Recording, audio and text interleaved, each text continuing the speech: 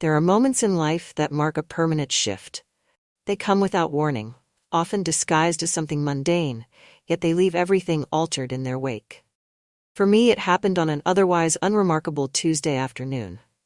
I had just finished folding a load of laundry, my hands busy with the familiar routine of stacking towels and pairing socks. My stepson Evan had moved back in a few months ago, and his presence was a constant reminder of the growing emptiness in my marriage to Victor. At 55, I had grown used to solitude, even while sharing a house. Victor's work kept him away most days, leaving me to keep up the facade of a functioning household.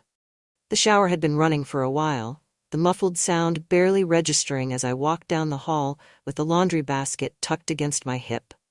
I passed the bathroom door, my thoughts elsewhere, when it opened suddenly. There he was, Evan. Fresh out of the shower, water dripping from his hair, his body slick and bare in the cool light spilling from the bathroom.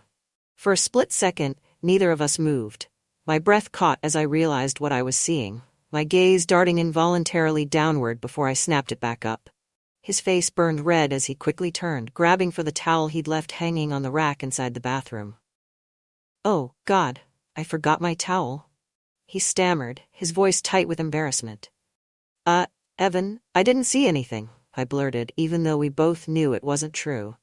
Sorry, I didn't think anyone was." His words tumbled over themselves as he wrapped the towel hastily around his waist. I motioned vaguely toward his room, backing away with a speed that nearly sent the laundry basket tumbling to the floor. My cheeks felt like they were on fire as I retreated down the hall, my pulse pounding in my ears.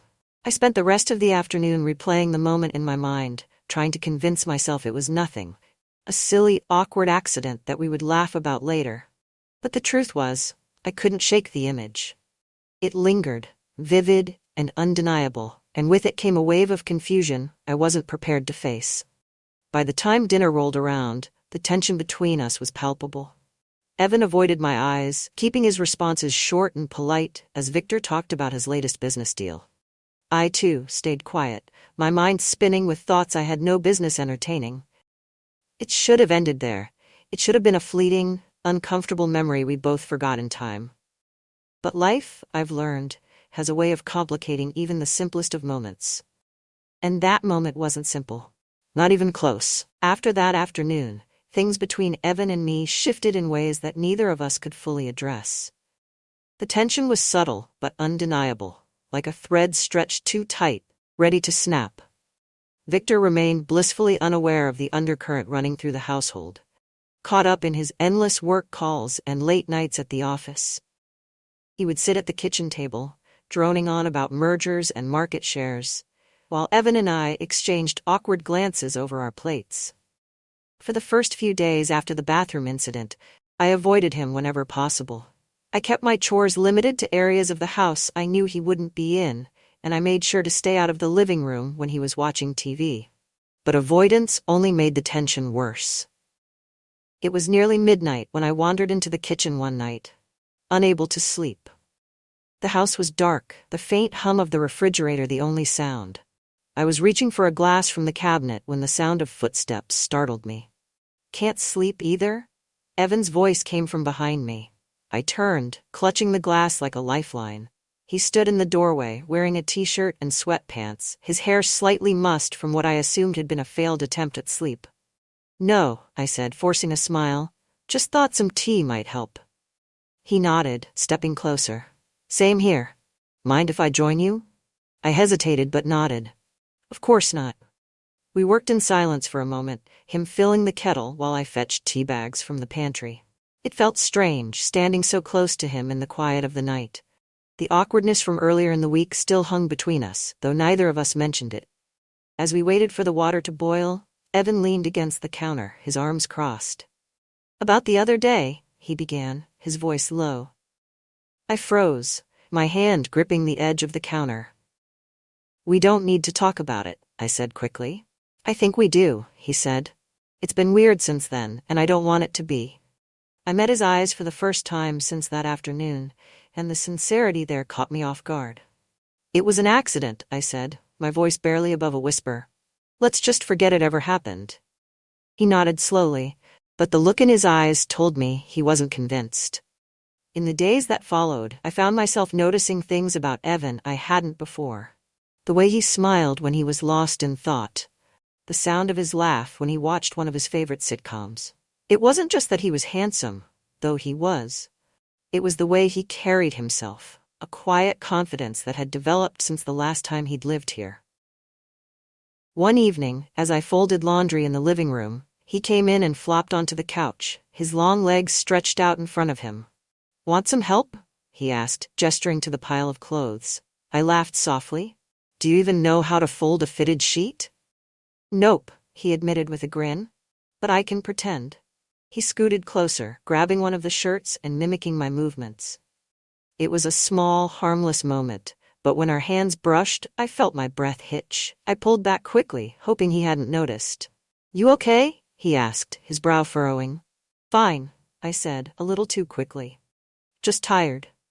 He didn't push, but the way he looked at me lingered long after he'd gone to bed.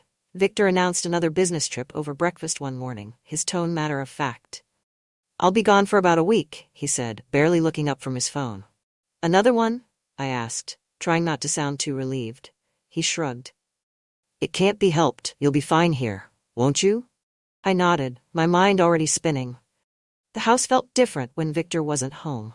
The absence of his presence made everything quieter, more intimate. That evening, as I sat on the back porch, sipping a glass of wine, Evan joined me.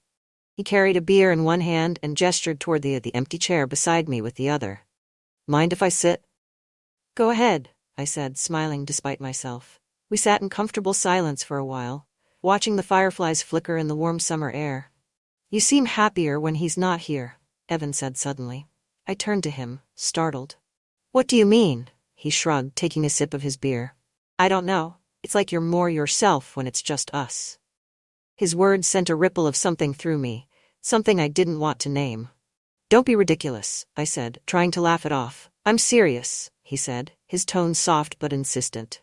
"You deserve to be happy, Lillian." I looked away, my throat tight. "It's not that simple." "It could be," he said. It happened late one night, after Victor had left for his trip. Evan and I were watching a movie in the living room, the glow of the screen casting soft shadows across the room. The wine I'd been sipping had made me bold, and I found myself leaning closer to him without meaning to. When the credits rolled, neither of us moved. "Lillian," he said quietly, his voice barely above a whisper. I turned to him, my heart pounding. "Yes?" He hesitated, his gaze searching mine. "I don't know what this is, but it feels like something." I opened my mouth to respond, but no words came out. Instead, I reached out, my hand brushing his. The contact sent a jolt through me, and before I could stop myself, I leaned in. It was tentative at first, a soft meeting of lips that spoke of everything we couldn't say. But as the moment deepened, so did the realization that there was no going back. The next morning, the house was unusually quiet. I woke early, the weight of what had happened between Evan and me pressing down like a heavy blanket. I stayed in my room longer than usual, pacing and rehearsing what I would say when I finally saw him. What could I say? That it was a mistake? That it wouldn't happen again? But even as I thought it, I knew it wasn't true. The memory of the night before was still too vivid, too charged with a kind of electricity I hadn't felt in years. When I finally ventured out, I found Evan in the kitchen, pouring himself a cup of coffee. He looked up when I entered, his expression unreadable. "Morning," he said cautiously. "Morning," I replied, avoiding his gaze as I busied myself with the kettle. We stood in silence for a moment, the tension thick between us. Finally he spoke. "Lillian," he began, his voice soft. "About last night?" "We shouldn't talk about it," I interrupted, my tone sharper than I intended. It was a mistake." He set his cup down, his eyes searching mine. "Was it?" I froze, my heart pounding.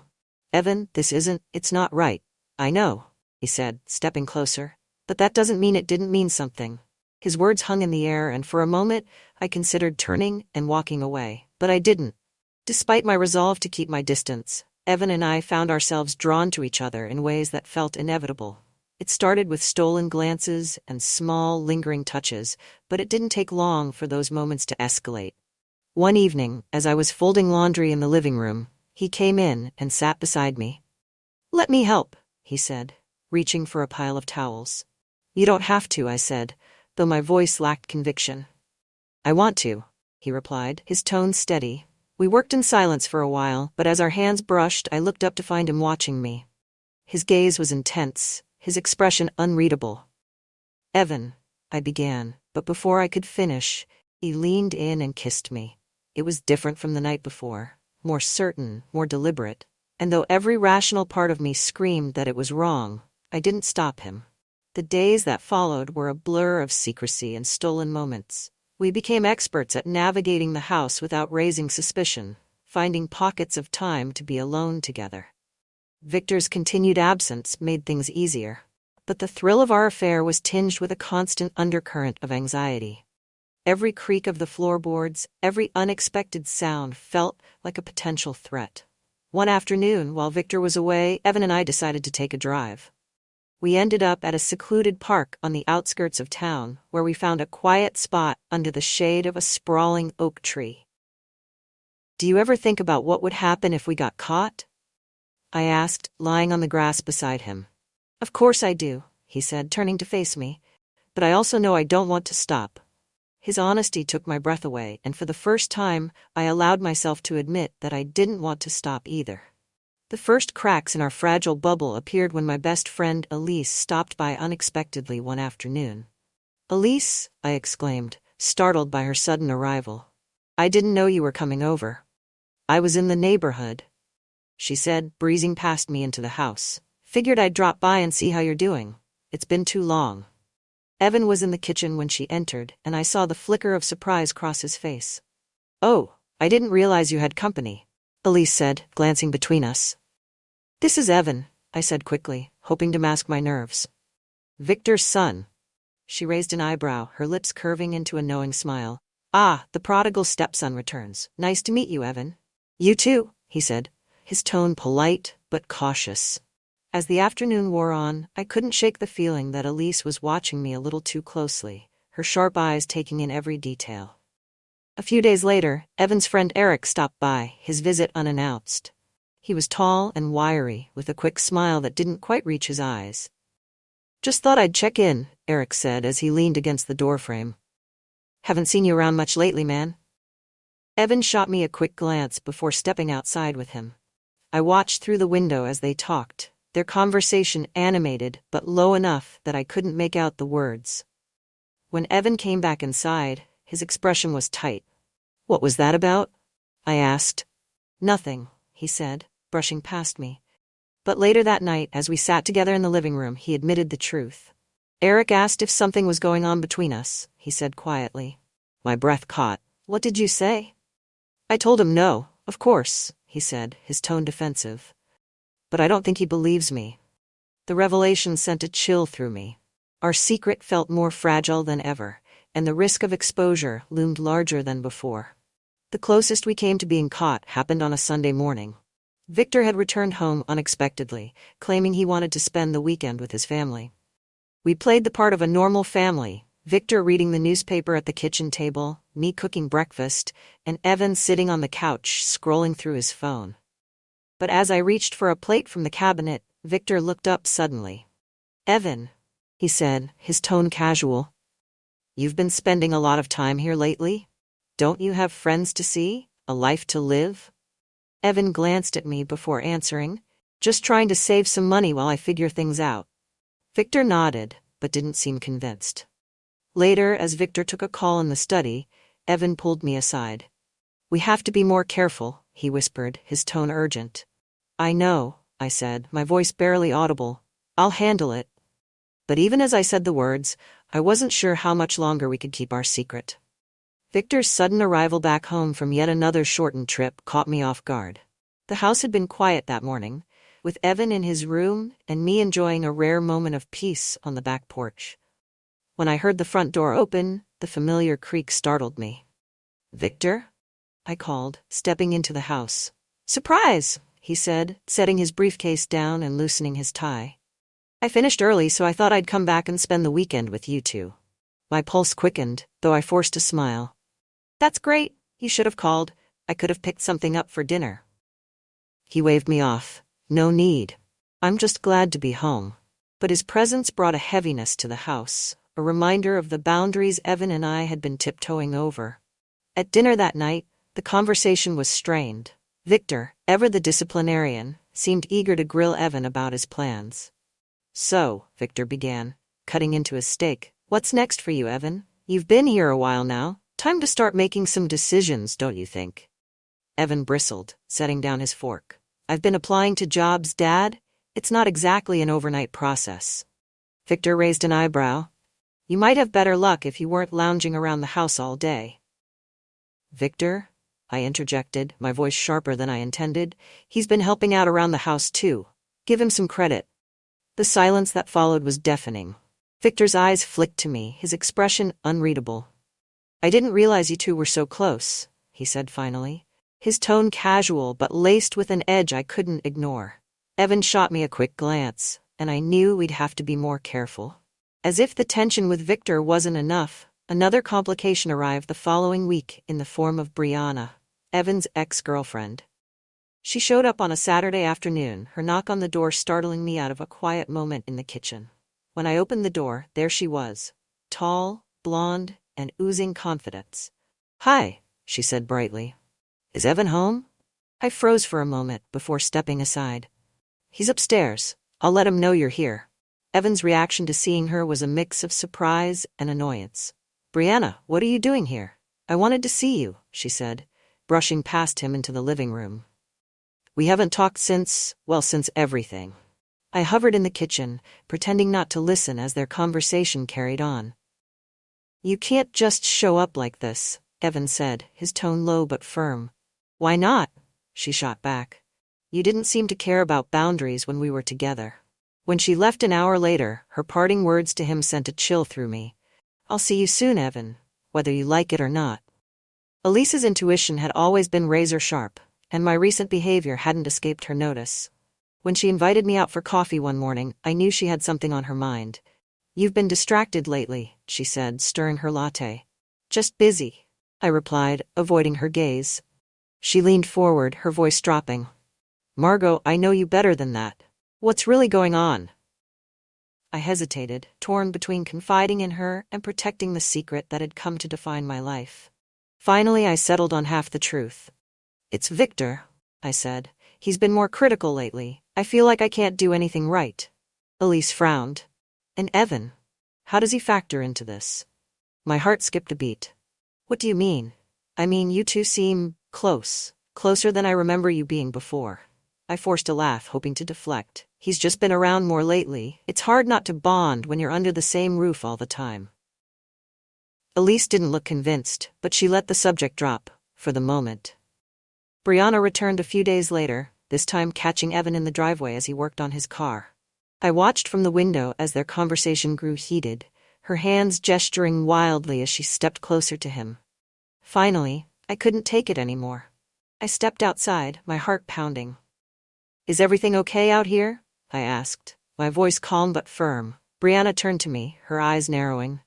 "Oh, hi, Margot. Didn't see you there." "Brianna," Evan said, his tone laced with warning, "this isn't the time." "Oh, I think it's the perfect time," she said, crossing her arms. "You know, Margot, Evan's been keeping some interesting secrets lately. Maybe you'd like to hear about them." My blood ran cold, but I forced a smile. "I'm not sure what you're getting at, but I think it's time for you to leave." She held my gaze for a moment before finally relenting. "Fine, but this isn't over." As she walked away, I turned to Evan. "What did she mean by that?" "She's trying to stir up trouble," he said, his jaw tight.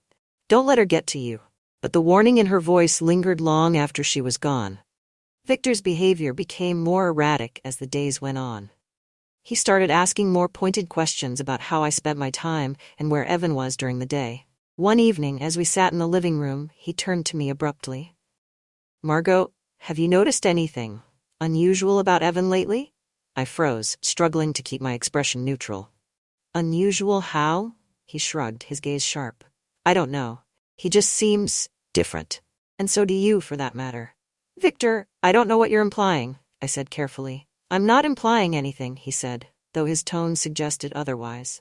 The tension between us was becoming unbearable, and I knew it was only a matter of time before something gave. When Elise showed up at the house unannounced one afternoon, I should have known something was wrong. "I need to talk to you," she said, her expression serious. I led her into the living room, my nerves on edge. "What's going on?" I asked. She hesitated, then said, "I think Victor deserves to know what's happening." My stomach dropped. "Elise, you can't." "I'm doing this for you," she interrupted. "This isn't healthy, Margot. It's going to destroy you if you don't put a stop to it." Before I could respond, she stood and headed for the door. "Elise, please," I called after her. But she didn't look back. That night, Victor confronted me. Elise had gone straight to him, spilling everything she suspected. "Is it true?" he demanded, his voice shaking with anger. "Victor, I can explain," I began, but he cut me off. "Don't lie to me, Margot. I need the truth, now." I opened my mouth, but no words came. The truth hung heavy between us, impossible to deny. Victor's face twisted with fury. "Get out," he said. "Pack your things and leave. I don't want to see you here when I wake up." When Victor ordered me to leave, I felt as though the ground beneath me had crumbled. The life I had carefully built, the house I had meticulously cared for, it all suddenly felt foreign. That night, I packed a small bag, my hands trembling as I stuffed clothes and essentials into it. Evan came to my room, his face pale and tight with anger. "What's going on?" he asked, his voice low. "Victor knows," I said, my voice shaking. Elise told him. Evan's jaw clenched, and he began pacing. "She had no right. How could she?" "It doesn't matter now," I interrupted, sitting on the edge of the bed. "I have to leave." "No," he said, stopping in his tracks. "We'll figure this out. I'll talk to him." "You can't fix this, Evan," I said, tears welling in my eyes. "He won't forgive me, and he won't forgive you." Evan knelt in front of me, his hands gripping mine. "I won't let you go through this alone. We'll leave together if we have to." But his words, as comforting as they were, didn't ease the dread pooling in my stomach.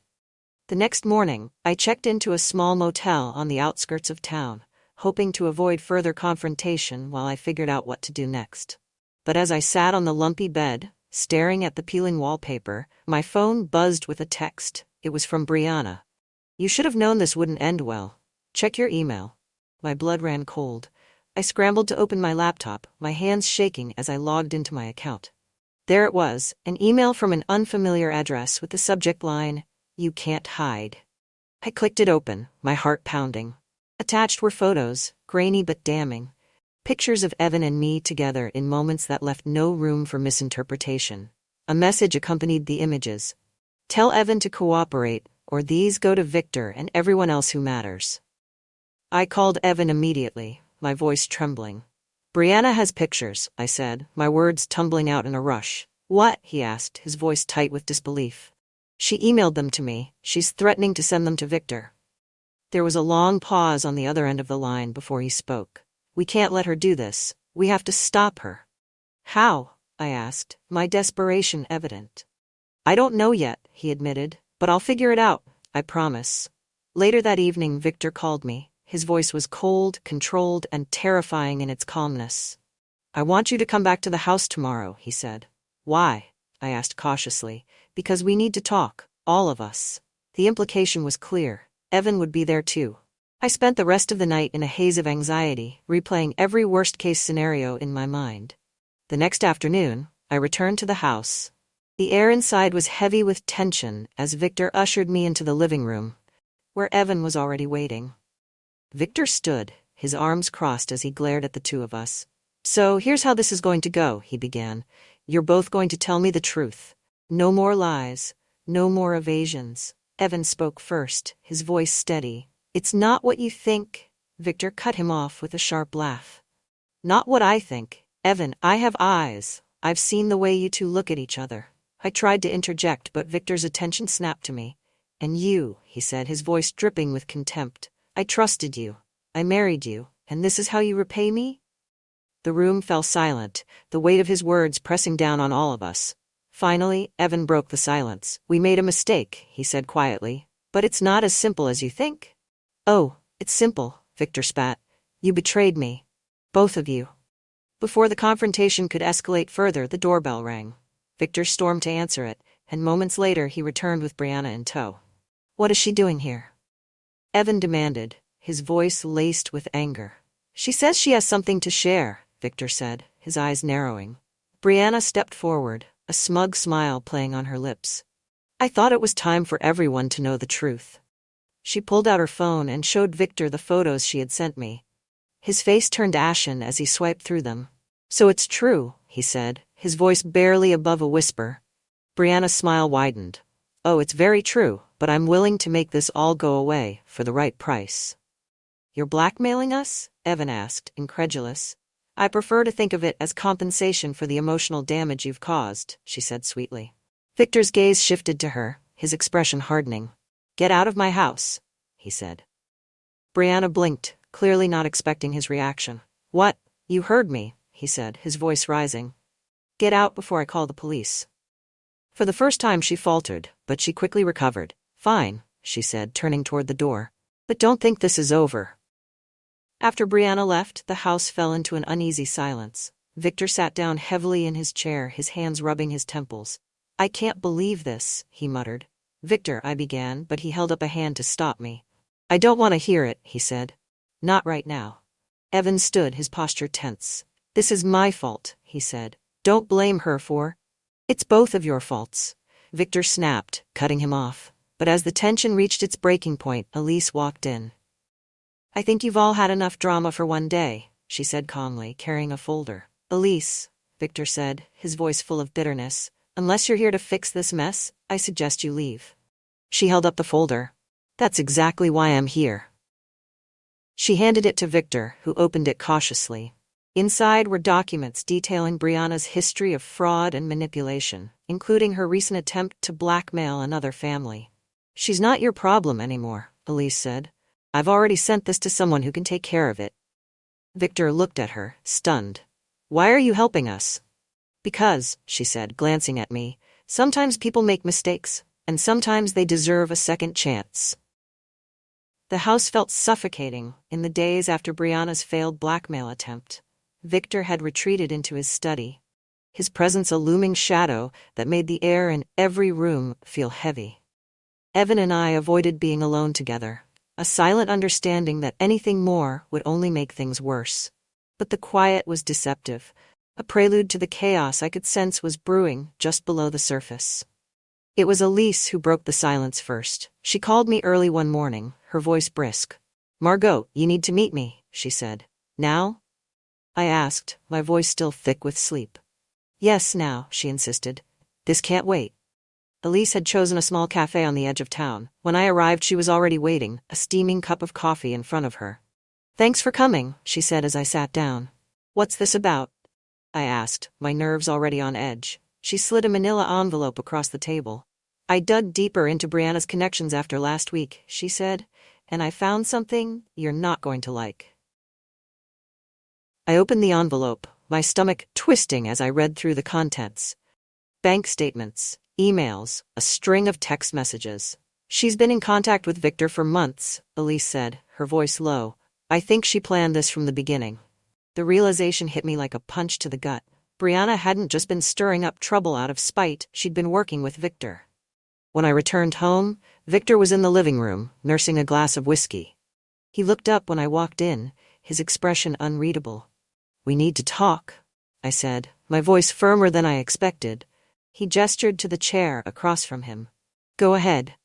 I tossed the envelope onto the table between us. How long have you been working with Brianna? His eyes narrowed as he glanced at the papers. I have no idea what you're talking about. Don't lie to me, Victor, I snapped. Elise found everything. The texts, the money transfers. You brought her into our lives to do your dirty work. He set his glass down, his movements slow and deliberate. Fine, he said, leaning back in his chair. I contacted her after I started noticing things between you and Evan. I thought she could help me figure out the truth. And blackmailing us? I demanded. Was that part of your plan too? That wasn't supposed to happen, he said, his voice cold. She went rogue. But don't act like you're the victim here, Margot. You're the one who betrayed me. His words stung, but I refused to back down. You set this family on fire, Victor. You turned to someone like her instead of talking to me. Talking to you? He barked, his voice rising. How was I supposed to talk to you when you were sneaking around behind my back with my own son? The room fell silent, the weight of his accusation crushing. As the argument escalated, Evan entered the room, his expression stormy. "What's going on?" he asked, his voice sharp. "Your mother," Victor spat, "is accusing me of working with Brianna to ruin your little arrangement." Evan's gaze flicked to me, then back to Victor.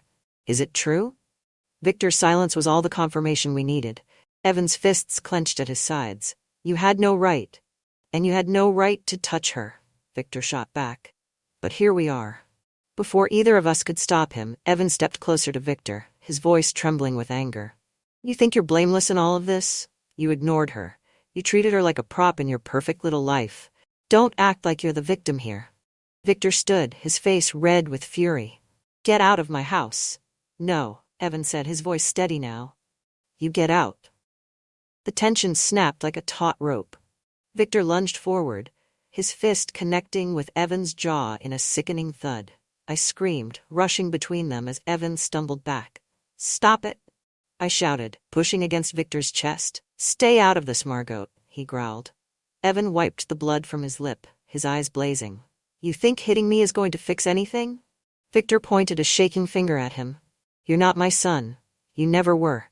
You're nothing but a selfish little boy who's ruined everything." The words hung in the air, sharper than any physical blow. Evan's shoulders slumped, the fight draining out of him. "You're right," he said quietly. "I'm not your son, and I don't want to be." He turned and walked out the door, leaving Victor and me standing in the wreckage of what was once a family. The house felt impossibly quiet in the days that followed. Victor moved into the guest room, his presence a cold reminder of everything we'd lost. Evan didn't return, and the emptiness he left behind was suffocating. Elise checked in on me, her concern evident. "How are you holding up?" she asked over the phone one evening. "I don't know," I admitted. "It feels like everything's fallen apart." "You'll get through this," she said. "But you need to decide what you want, Margot. You can't keep living like this." Her words stayed with me long after we hung up. 1 week later, I packed my bags for the second time. Victor was in his study when I stopped in the doorway. "I'm leaving," I said. He looked up, his expression weary. "Where will you go?" "I don't know yet," I admitted. "But I can't stay here." He nodded, his eyes dropping back to the papers on his desk. "Do what you need to do." As I drove away from the house, I felt a strange mix of sadness and relief. I didn't know what the future held, but for the first time in years, I felt like I was in control of my own life. I stopped at a motel that evening, my thoughts racing as I settled into the unfamiliar room. My phone buzzed with a text from an unknown number. "I'm sorry for everything. Let me know if you ever want to talk." It was from Evan. I stared at the message for a long time before typing my response. Maybe someday. For now, I needed to find myself again.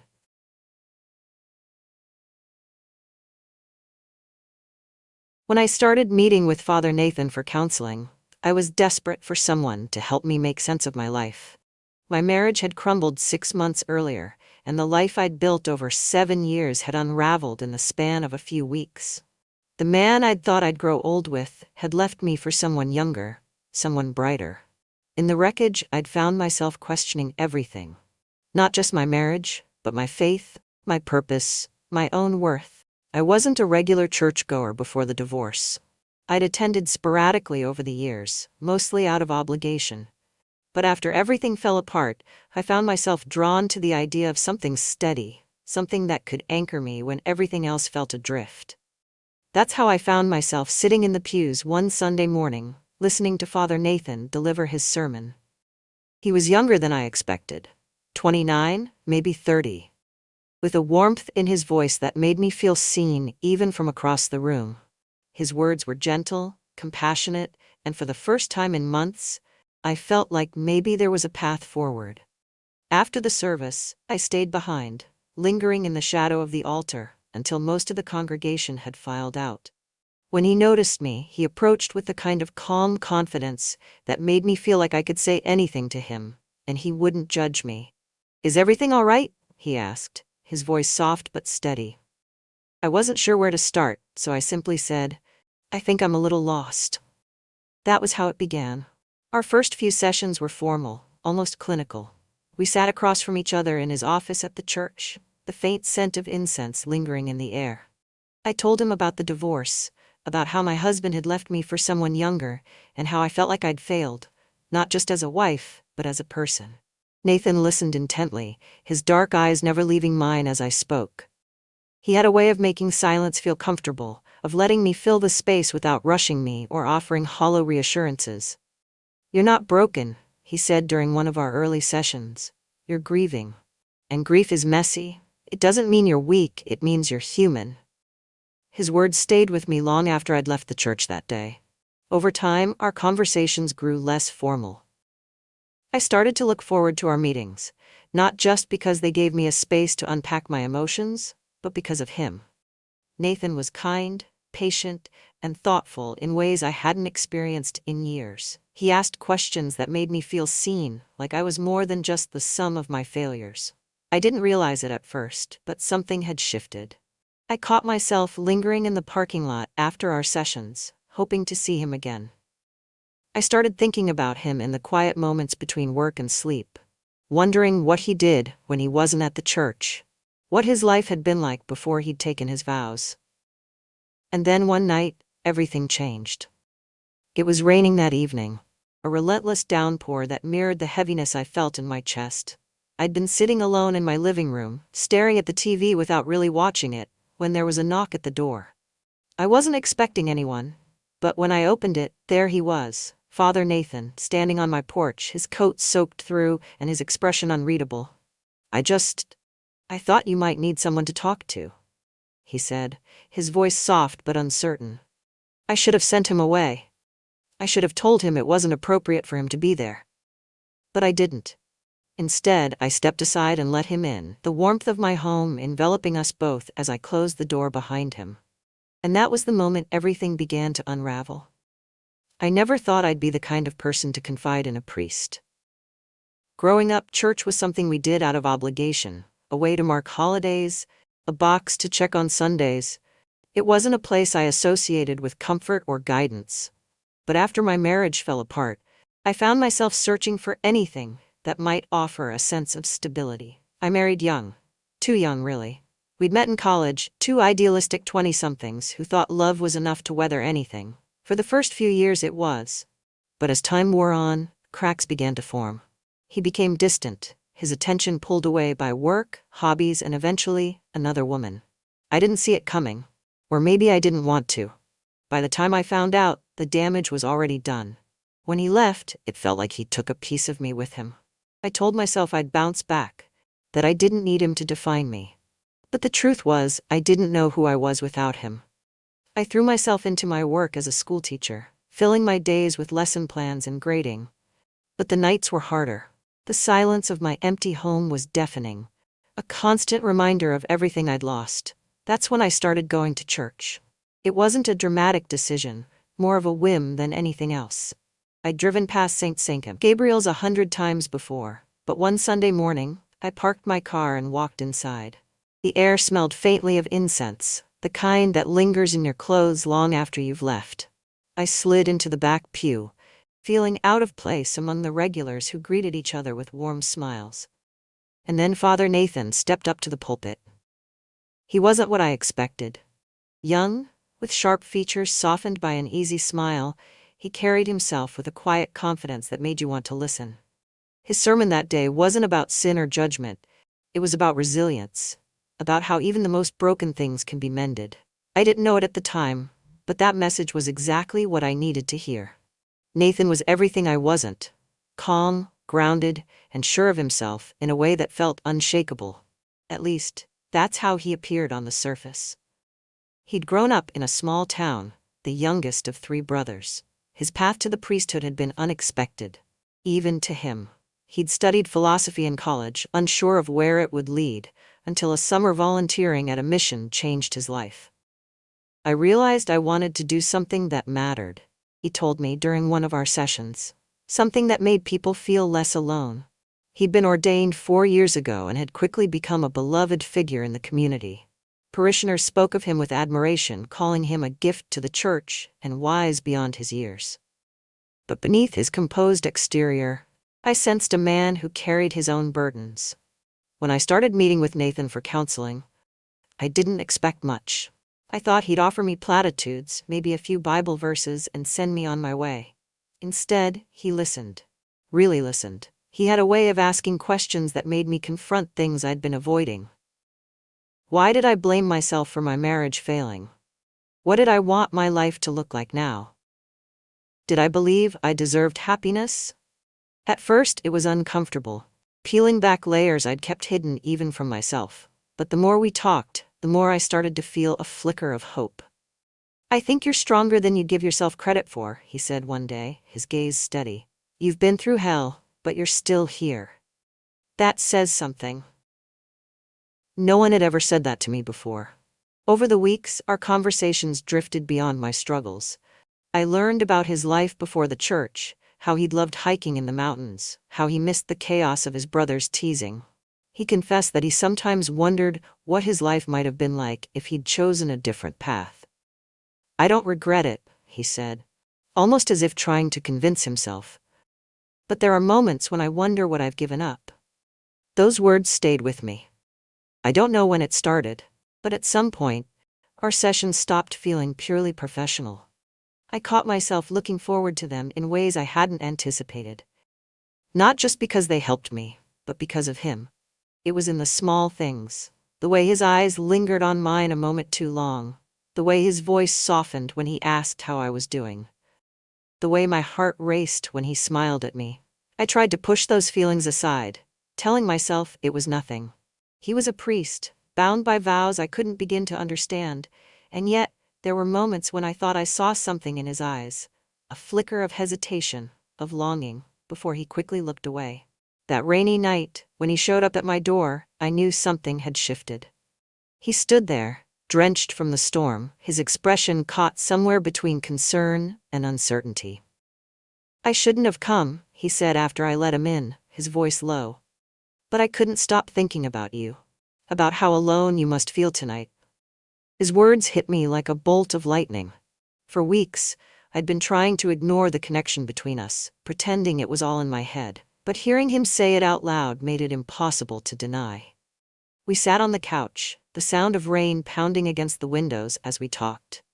At first, the conversation was safe, how I was coping, how I'd been feeling. But then he leaned forward, his elbows resting on his knees, and said, "I've been struggling with something too." He didn't look at me as he spoke, his voice trembling just enough to make my heart ache. "I care about you, more than I should, and I don't know what to do with that." For a moment, I couldn't breathe. The air between us felt thick, charged with everything we weren't saying. "Nathan," I started, but he shook his head, finally meeting my eyes. "I know it's wrong," he said, his voice breaking. "I know I shouldn't feel this way, but I can't help it." The silence that followed was deafening. I wanted to say something, anything, but all I could do was stare at him, my own emotions spiraling out of control. When he reached out, his hand brushing mine, it was like a dam breaking. The tension that had been building between us for weeks finally snapped, and before I knew it, he was kissing me. It was hesitant at first, as if he was waiting for me to stop him. But when I didn't, it deepened, his hands tangling in my hair as I clung to him like he was the only solid thing in a world that had been spinning out of control. That night, something changed between us. We crossed a line we could never uncross, and even as guilt and doubt swirled in the back of my mind, I couldn't bring myself to regret it. I don't know what I expected after that night. Maybe I thought Nathan would act like nothing had happened, that he'd retreat behind his priestly vows and the safety of the church walls, burying the moment between us as if it had never existed. But that wasn't what happened. The morning after, I woke to sunlight filtering through the curtains, and the faint scent of rain lingering in the air. For a brief moment, I let myself believe it had been a dream.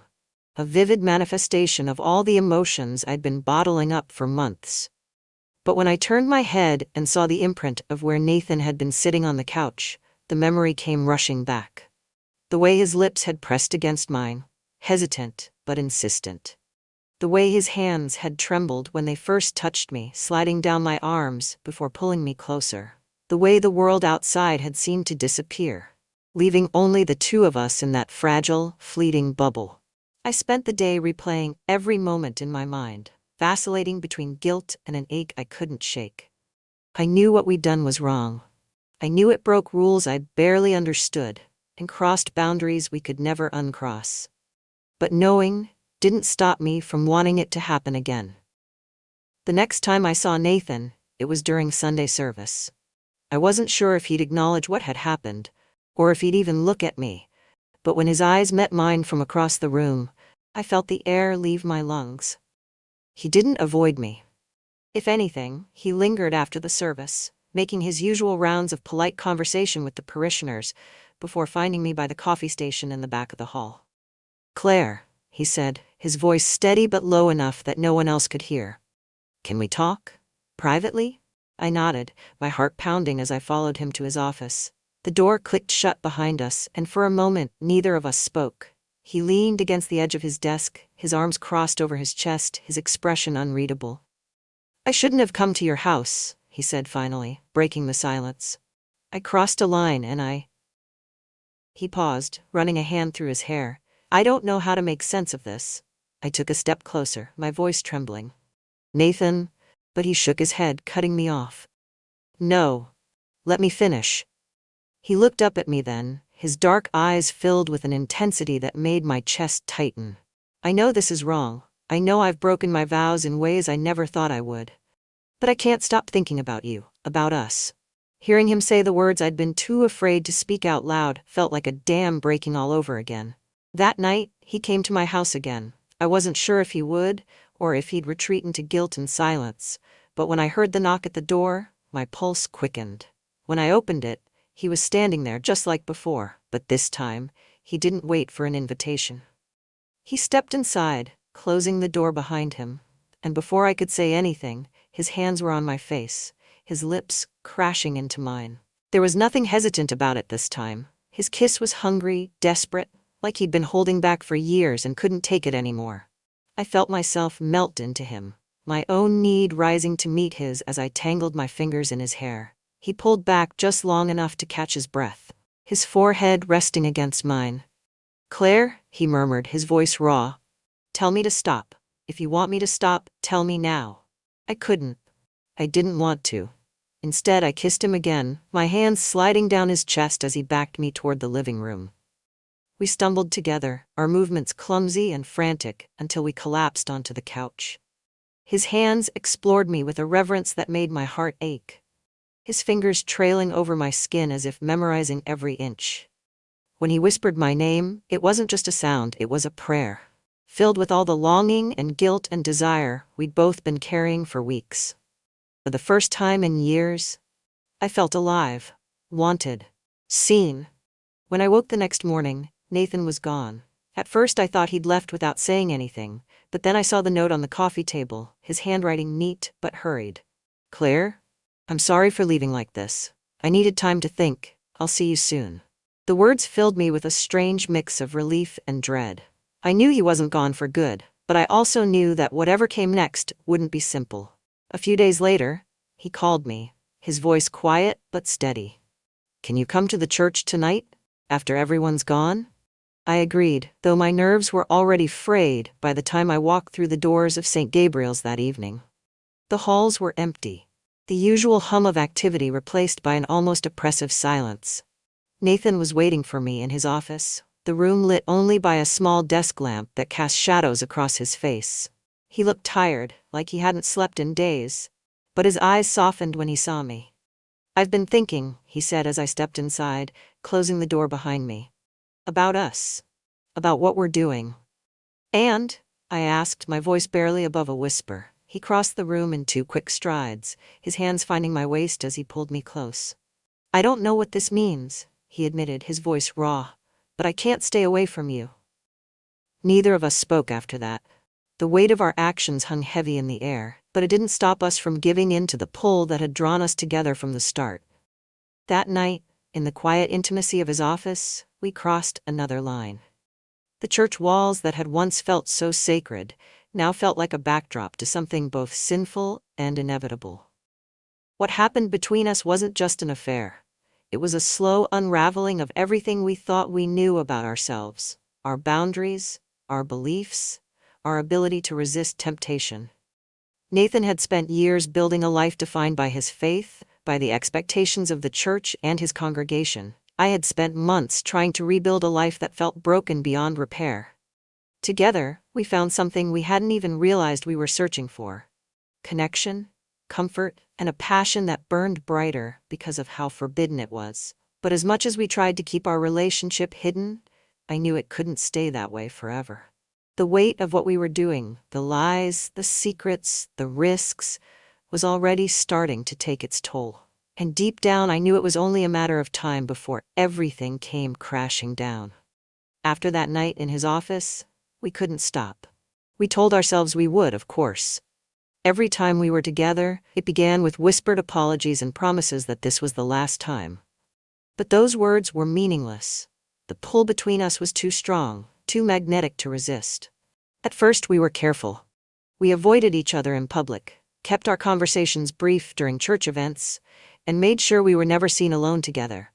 But every stolen moment, every passing glance, every accidental touch, only fueled the fire. It wasn't long before we were finding excuses to be alone. It started with late nights at the church. Nathan had told me once that the building felt different after dark, quieter in a way that was both comforting and unsettling. I began to understand what he meant the first time he invited me to meet him there, after everyone had left. The sanctuary was dark except for the faint glow of candles near the altar. The air was heavy with the scent of wax and incense, and the stillness was almost deafening. He was waiting for me in one of the back pews, his hands clasped together, as if in prayer. When he saw me, he stood, his expression a mix of relief and guilt. "I shouldn't have asked you to come," he said, his voice barely above a whisper. "You don't have to do this alone," I replied, stepping closer. That was all it took. In the shadow of the church, beneath the stained glass windows that glinted faintly in the moonlight, we gave in to each other once again. His hands found my waist, pulling me against him as his lips captured mine in a kiss that was equal parts passion and desperation. The wooden pews creaked beneath us as he lowered me onto the bench, his body pressing against mine. The sacredness of the setting made it feel both wrong and unbearably exhilarating. "I shouldn't," he murmured against my neck, but his actions betrayed him, his touch growing more insistent with every passing moment. Neither of us spoke after that. Words felt meaningless in the face of what we were doing, what we couldn't seem to stop doing. 2 weeks later, the church hosted a weekend retreat at a small, secluded lodge in the woods. Nathan had suggested I attend, framing it as an opportunity to focus on healing and reflection. But we both knew that wasn't the real reason he wanted me there. The lodge was charming in its simplicity, with wooden beams and large windows that let in the soft glow of the autumn sun. The days were filled with group activities and quiet moments of prayer, but it was the nights that I couldn't stop thinking about. On the second evening, after the others had gone to bed, Nathan found me sitting by the fireplace in the common room. The fire cast flickering shadows across his face, making him look older, warier. "You shouldn't be here," I said as he sat down beside me, though my voice lacked conviction. "I couldn't stay away," he admitted, his hand brushing against mine. The others were just upstairs, their soft murmurs and footsteps occasionally audible through the wooden ceiling. The risk of being caught was dizzying, but it only seemed to heighten the tension between us. When he kissed me, it was slow, deliberate, as if savoring the moment. His hand slid to the back of my neck, pulling me closer until I could feel the heat of the fire on my skin. "We can't do this here," I whispered, though I made no move to stop him. "I know," he murmured, his lips brushing against my ear, "but I don't care." We didn't make it far. Just outside the common room was a small storage closet, its shelves lined with supplies for the retreat. The space was cramped, the air thick and stifling, but neither of us noticed. All that mattered was the way his body pressed against mine, the way his hands explored me with a hunger that felt impossible to contain. When it was over, we leaned against each other, our breathing ragged in the suffocating heat of the closet. He pressed a kiss to my forehead, his lips lingering as if he didn't want to let go. "I don't know how much longer we can keep this up," he said softly. But we both knew the answer. As long as we could. The closer we grew, the harder it became to keep our relationship hidden. It wasn't just the parishioners I worried about. It was the way Nathan's demeanor seemed to shift when we were apart. He was more distant during services, his usual warmth tempered by a quiet tension. People noticed. One Sunday morning, I overheard two women whispering in the church hall after the service. "Have you seen the way he looks at her?" one of them said, her tone laced with suspicion. "It's probably nothing," the other replied, though she didn't sound convinced. My stomach tightened as I quickly walked past them, my face burning with the weight of their words. Nathan noticed the change too. One evening, as we sat together in his office, I brought it up. "People are starting to talk," I said, my voice trembling. He leaned back in his chair, running a hand through his hair. "I know," he admitted, "and I hate that it's putting you in this position." "It's not just me," I said softly. "It's you, your reputation, your life." He looked at me then, his eyes filled with a sadness that made my chest ache. "You're worth it," he said simply. The turning point came on a rainy evening, much like the night this all began. Nathan had come to my house, his coat dripping from the downpour outside. But this time, his expression was different, more desperate, more conflicted. "I can't keep doing this," he said as he stood in my living room, his voice breaking. "I can't keep pretending like this isn't tearing me apart." I stepped closer, my heart pounding. "Nathan." "No," he interrupted, his voice rising. "Let me finish. I've been trying to reconcile us, with everything I thought I believed. And I can't. I can't make sense of it. But I also can't walk away." His words hit me like a punch to the gut. I knew what he was saying, even if he couldn't bring himself to say it outright. "This isn't sustainable," I said finally, my voice trembling. "We can't keep living like this, hiding, lying." "I know," he said, his hands gripping my shoulders. "But tell me how to stop wanting you. Tell me how to let you go." I didn't have an answer. Instead, I pulled him closer, my lips finding his in a kiss that was both an apology and a plea. As the weeks went on, the weight of what we were doing became harder to ignore. Nathan's guilt was palpable, even when he tried to hide it. He started pulling away during services, avoiding my gaze, and throwing himself into his duties with a fervor that felt almost punishing. But when we were alone, the intensity between us was as undeniable as ever. It was as if we were two halves of the same storm, drawn together by forces we couldn't control. And yet, I couldn't shake the feeling that our time was running out. By the time everything started unraveling, I think we both knew it was inevitable. You can only keep secrets for so long, in a place as tightly knit as our church community. Every lingering glance, every stolen moment, every subtle shift in Nathan's demeanor, it all added up, even if most people couldn't quite put their finger on what was different. But some could. The whispers started small. A comment here, a knowing glance there. At first I tried to ignore it. After all, people love to gossip, especially when it comes to their priest.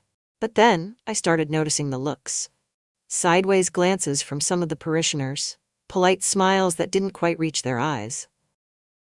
It was during a midweek Bible study group that I overheard something that sent my stomach plummeting. I had stayed after to help with cleanup when two women in the kitchen started talking in hushed tones. "I just think it's strange how much time he spends with her," one of them said, her voice low but sharp. "Well, she's been going through a hard time," the other replied, though there was a note of doubt in her voice. "Maybe he's just trying to help." "Maybe," the first one said, her words heavy with implication. "But it doesn't look good, does it?" I slipped out before they could see me, my heart pounding as their words echoed in my mind. It wasn't long before someone brought their suspicions directly to Nathan. He told me about it one evening as we sat together in my living room, the air between us thick with tension. He was sitting on the edge of the couch, his head in his hands. "Mrs. Albright came to see me today," he said finally, his voice strained. I froze. "What did she say?"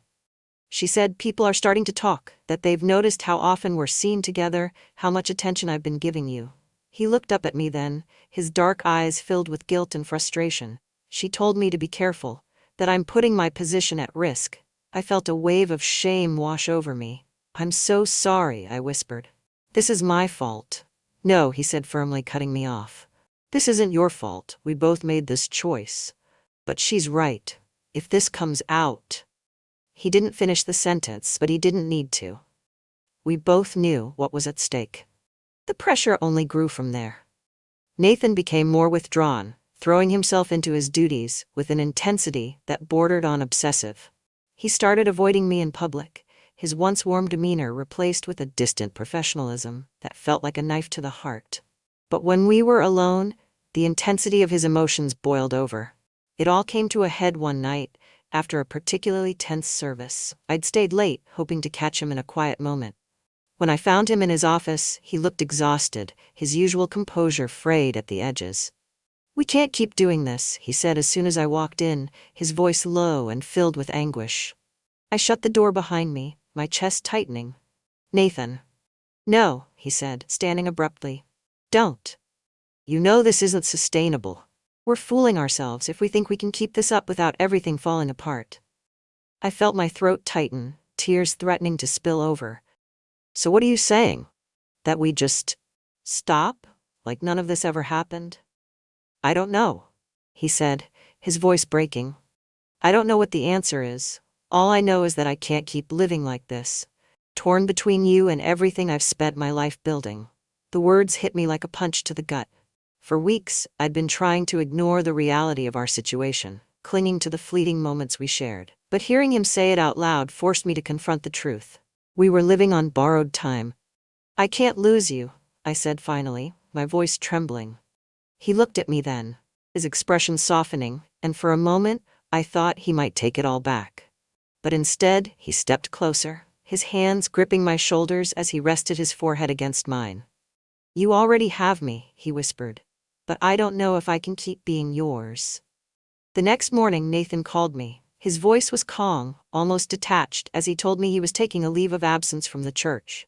"I need time to think," he said, "to figure out what this means. For me, for us, for everything." I wanted to argue, to beg him to stay, but I knew it wouldn't make a difference. He needed space, and as much as it hurt, I had to give it to him. For the next week, I avoided the church altogether. The thought of walking through those doors and not seeing him there was too much to bear. But one evening, just as the sun was setting, there was a knock at my door. When I opened it, Nathan was standing there, his face shadowed by the fading light.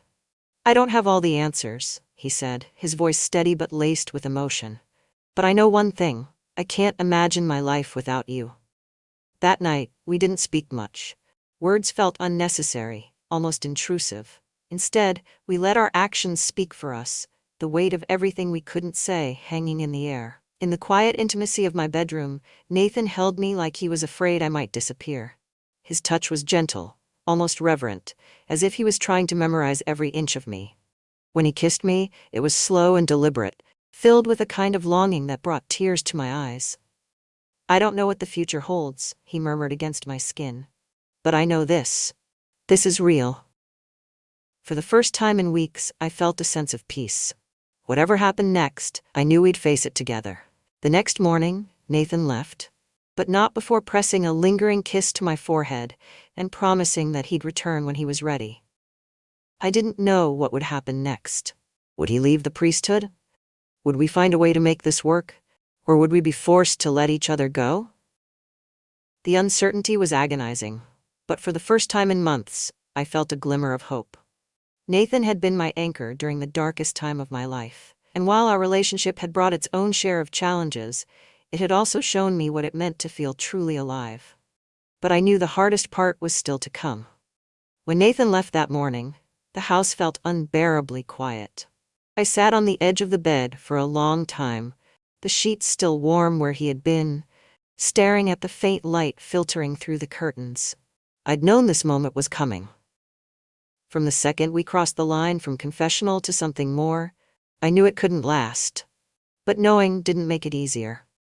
For the first few days, I moved through life on autopilot.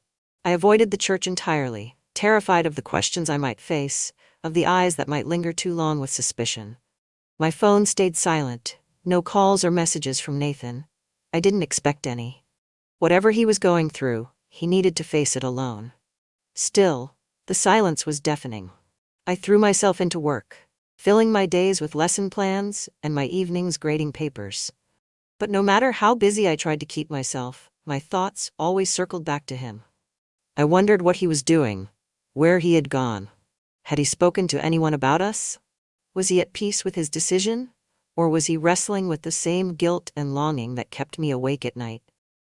The ache of missing him was sharper than I expected. It wasn't just the physical absence, though that was part of it.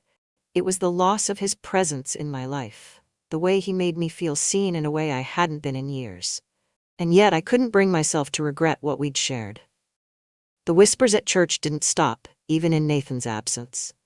If anything, they grew louder. People speculated about why he had taken leave, offering their own theories with the certainty of those who had no idea what they were talking about. "It's the stress," someone said during a women's group meeting.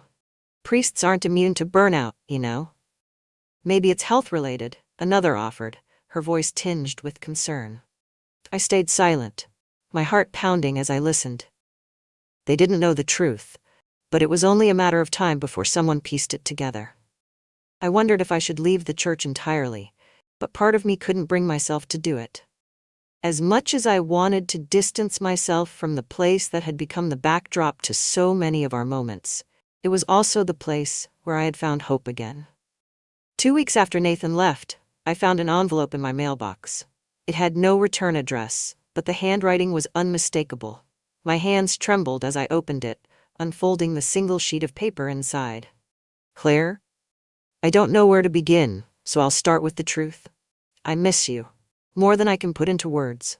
These past 2 weeks have been some of the hardest of my life, but they've also been necessary. I've spent hours praying, reflecting, trying to make sense of everything that's happened between us. I don't regret loving you. I couldn't, even if I tried.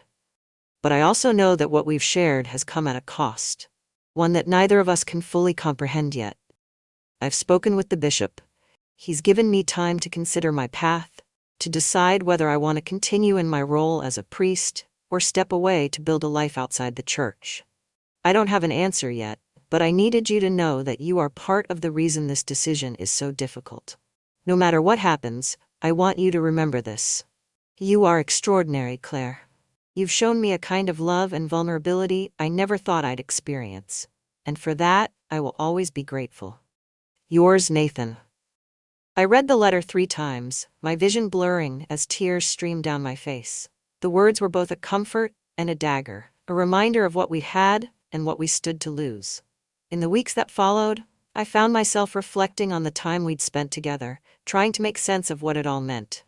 Nathan hadn't just been a fleeting romance, he'd been a catalyst, a force that reminded me what it felt like to truly live. For years, I'd walked through life feeling invisible, defined by the roles I played, wife, teacher, neighbor. But with Nathan I was simply Claire. He saw me, not for what I'd lost, but for who I was beneath it all. That kind of connection changes you. It forces you to confront the parts of yourself you'd rather ignore, to question what you want and what you're willing to sacrifice to get it. Nathan had shown me a kind of love that was as beautiful as it was flawed. And while it couldn't last, it left an indelible mark on me. Life didn't return to normal after Nathan left. It couldn't. But slowly I began to find my footing again. I started attending a different church, one where I could slip in and out unnoticed, free from the whispers and knowing glances that followed me at St. Gabriel's. I focused on rebuilding the pieces of my life that had been broken, finding joy in small moments, a kind word from a student, the warmth of the sun on my face during an afternoon walk, the quiet satisfaction of finishing a book I'd been meaning to read for years. And while the ache of missing Nathan never fully disappeared, it began to soften, becoming a quiet hum in the background rather than an all-consuming weight. 6 months after Nathan left, I saw him again. It was a chance encounter, one I hadn't prepared for. I was sitting at a cafe downtown, sipping my coffee and reading a book, when I felt someone's presence beside me. When I looked up, there he was. He looked different, tired perhaps, but also lighter in a way I couldn't quite place. He smiled when he saw me, a soft, bittersweet smile that made my heart ache. "Hi," he said, his voice warm but tentative. "Hi," I replied, setting my book aside. We talked for a while, catching up on the months we'd spent apart. He told me he was still figuring things out, that he hadn't made any definitive decisions yet, but was taking it one day at a time. When it was time to leave, he reached out, his hand brushing against mine. "I don't know what the future holds," he said softly, "but I hope you know how much you mean to me." "I do," I said, my voice steady despite the tears threatening to spill over. "And I hope you know the same." Nathan and I didn't find a way back to each other. Not in the way we had before, but that brief encounter gave me something I hadn't realized I needed. Closure. I don't know what path he chose in the end, whether he returned to the church or found a new life outside of it. But I do know that our time together wasn't wasted. Nathan showed me what it meant to love fiercely, even when it's complicated, even when it doesn't last. And in the end, that was enough. As I walked away from the cafe that day, I felt a quiet sense of peace settle over me. Life would go on, and so would I. And while Nathan and I were no longer part of each other's worlds, the love we shared would always be a part of who I was.